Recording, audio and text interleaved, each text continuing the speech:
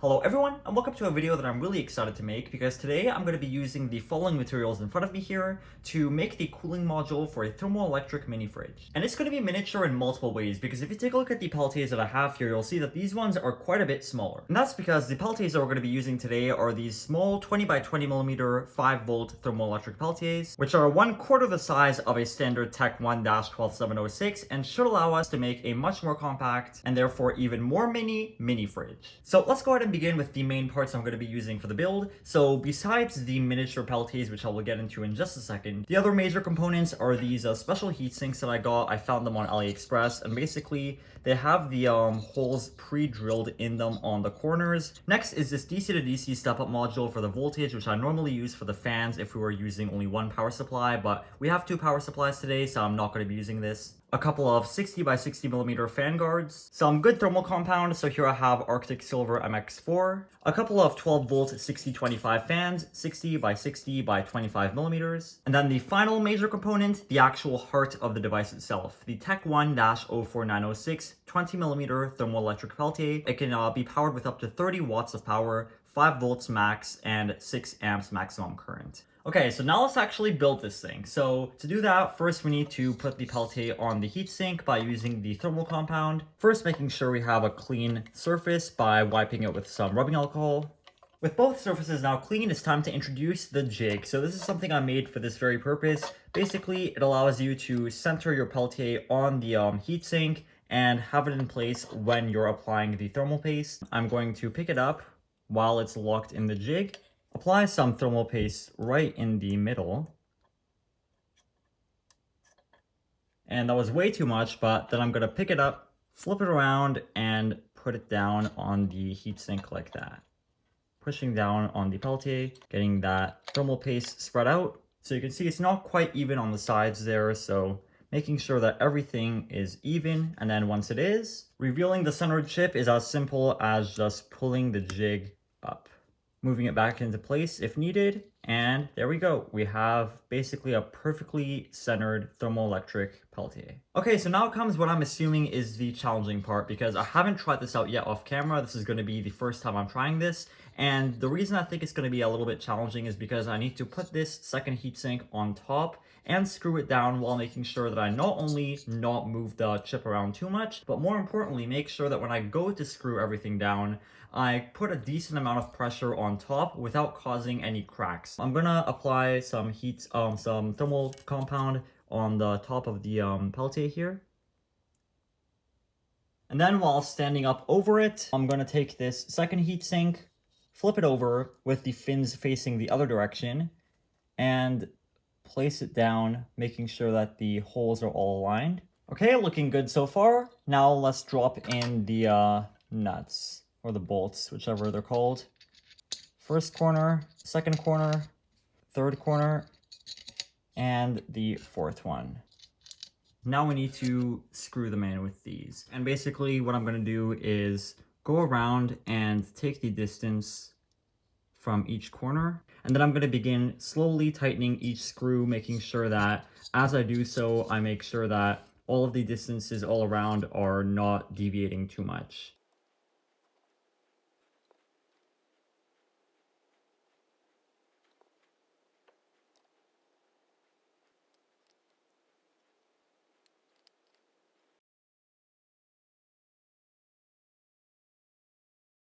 Okay, so with hopefully the most challenging part now over, let's move on to installing the fans and the fan guards. So for mounting the fans, I'm going to be holding them on temporarily using some electrical tape.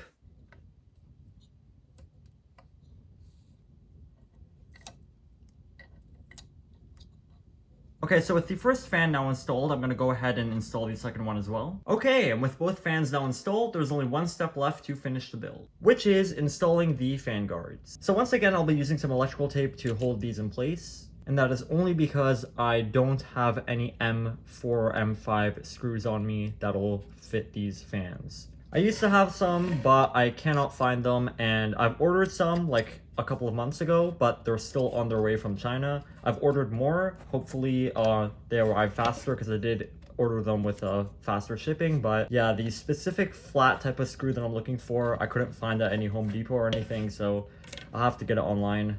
Okay, so that's one installed. Now installing the second one.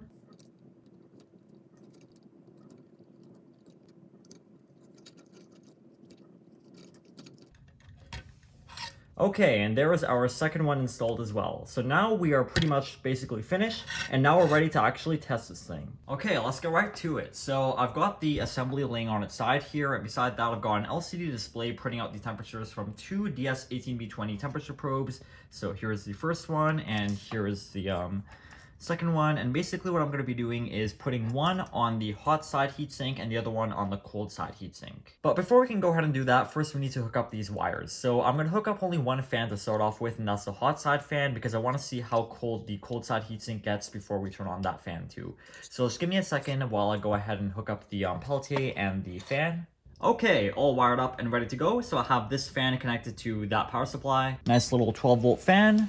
And then for the Peltier itself, I have it connected to that power supply. So we're now pretty much ready to fire this thing up for the first time. The only thing left is to connect our temperature probes. Okay, so I've got the sensor for the cold side here. I'm gonna put a bit of thermal paste on there. And with the thermal paste now on our sensor, I'm gonna go ahead and stick it right to the side of the heatsink here. And after repeating the same thing with the other sensor for the hot side, we now have everything in place. So I've gone ahead and made a little sketch here of how I plan to turn this into a miniature fridge. But before we can go ahead and stick this into a box, first we need to test it out in the open air to, one, to make sure that it works, and two, to see how it performs. So first up is to turn on the fans. So I only have one fan plugged in right now. It's the hot side fan. So with that, let's go ahead and give the Peltier 4.22 volts. Let's start off with that. And let's take a look at this screen. I'm sorry that I don't have a better setup. I was hoping to have like a bigger LCD screen. So I'm gonna let it keep running and then come back when it's about to go below 0 degrees Celsius, which is the freezing point of water. And there we go. Perfect timing. Okay, so we're right about ready to actually put this thing into the box and make our little fridge. You can see that's all covered in frost on there. Take a look at that. Look at that. I can barely scrape it off.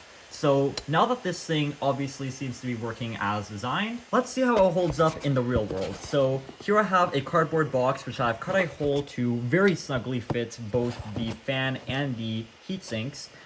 So that the cold side heatsink can be sticking on the inside. And I've also made a little door for it, like a little mini fridge.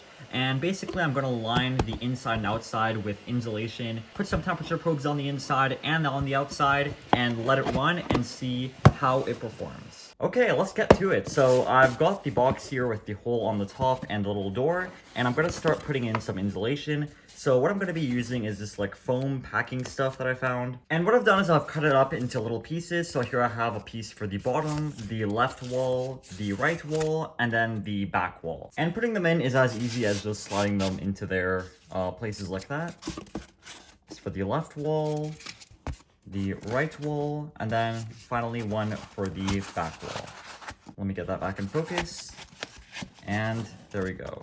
Looking nice. So I've simply used some double-sided tape here to hold everything in place, and now we can go ahead and finally put in the refrigeration module in the top of the box. Like that. I'm gonna go ahead and open up the door and just help it get inside of here. Let me focus on there.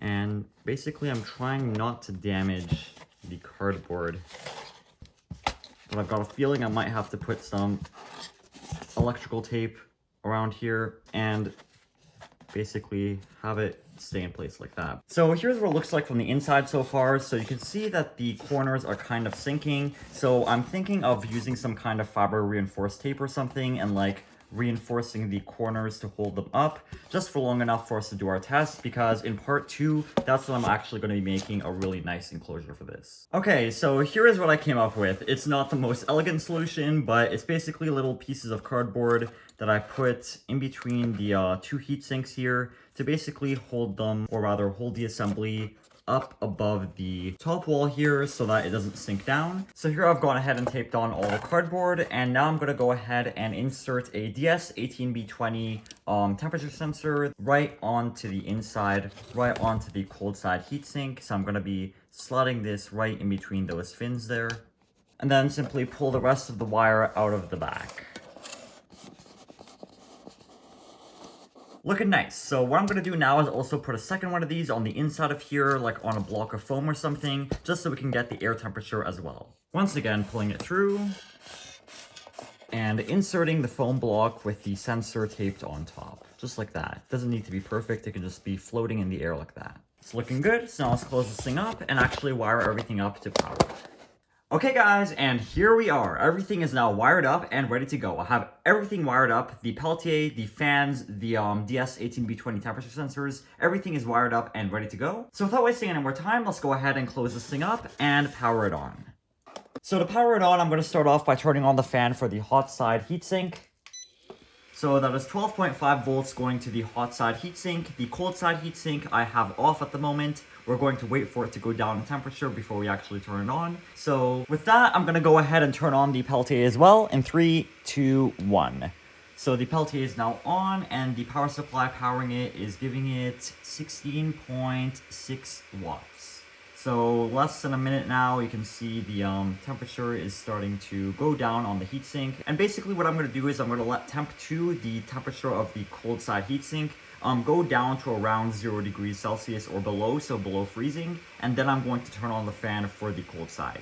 Okay, so we're about to go below freezing. It's dropping pretty quick. We're at 0.4, 0.35 degrees Celsius basically. 0.06. 0.00, and we're in the negatives, 0.07. Okay, so it's been running for 21 minutes and 25 seconds exact, and the cold side heatsink is at negative 4.9 degrees Celsius approximately, and the other probe measuring the air temperature is at about 11 degrees. So now let's go ahead and turn on the other fan that was on the inside for the cold side, and watch the air temperature start to drop, which will be reflected on temp 1. In 3, 2, 1. So the heatsink for the cold side is now on, so temp 1 should start to go down and temp 2 should start to go up. Okay, so not bad. So it's been on for less than a minute for the cold side fan, and the air temperature is already at 8 degrees, still below 0 degrees on the heatsink. I'm going to let the cold side heatsink fan run for another 2 minutes and then come back and see what the temperature is. Okay, so it's been closer to about 6 or 7 minutes now, and the air temperature is around 6 degrees Celsius, and the cold side heatsink temperature is around 2 degrees Celsius. So what I'm going to do now is leave this to do its thing for maybe 1 to 4 hours. Let's see how cold it can get, and depending on that, we'll then see what we can do with it. Okay, so it's been running for about 2 hours and 20 minutes now, and the air temperature is around 6.5 degrees Celsius, while the cold side heatsink is around 2.8 degrees Celsius. So now what I'm going to do is put in a couple of fruits like a strawberry and a little orange and see how well it can get them cold and keep them cold. Okay, so first taking the temperatures of the actual fruits before putting them in. So I've got a thermometer here, it's reading about 20 degrees. I'm going to stick this in, and around 14 degrees for that. And then for the strawberry, around 14 degrees for that as well. So I'm going to stick these both into the mini fridge and leave them for maybe half an hour to an hour, and we'll come back and check on them. Okay, so the inside fan is now turned off. Opening up the door and inserting the orange. And how about I actually stick that probe into the strawberry? Or never mind, we can do that later. Let's just start off by putting them both in here like that, and then closing this back up. Now I'm just going to go ahead and turn that internal fan back on and let it run. Okay, so it is now exactly 1 hour later, and let's check and see what the temperature of the fruits are. So we're back down to about 6.5 degrees Celsius for the air temperature and around 3 degrees Celsius on the cold side heatsink. So I'm going to go ahead and first turn the lights off because I don't want the heat from the lights to interfere with the readings. Or maybe I can just turn it down. I don't need to turn it off all the way. And then we can go ahead and open up the fridge. Take out the strawberry first. Close that back up. Okay, so I can feel the strawberry is cold. Look at that. 7.7 degrees, 7.5, 7.4. I'm going to hold it by the leaves. 7.3. So now let's go ahead and check the orange.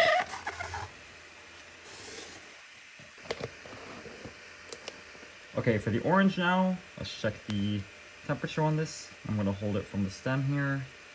And it seems to be about 9.5, 9.3, 9 degrees Celsius, around there. So with everything now powered off, I think it's safe to call that a successful first test because it did work much better than I expected it to. I can still feel the cold coming out of that box, and I bet this thing is still cold. Yeah, it is. So I think as far as the first test goes, that would be a successful one. It wasn't the best in terms of performance because I did have quite a bit of insulation missing here. I did have the hot air blowing right over top of this without proper insulation on the top there. The door, for example, also doesn't have insulation on half of it, as well as many other factors that affected the efficiency of this device. And my goal for part 2 of this video is going to be to make a 3D printed enclosure for next time and actually have the proper design elements implemented to have a much more efficient system. Not to mention that the reason it was taking so long to get down in temperature was because the thermoelectric Peltier that I have actually powering the device isn't the most powerful one, so it kind of did take a while for it to go down in temperature. But in part 2, I'm going to be using a much more powerful chip that's going to be the same size, 20 by 20 millimeters. So that's going to be pretty much it for today. So thank you so much for watching. I had a lot of fun making this video and I'm looking forward to part 2. If you liked the video, please make sure to leave a like and or subscribe, and I'll see you in the next one.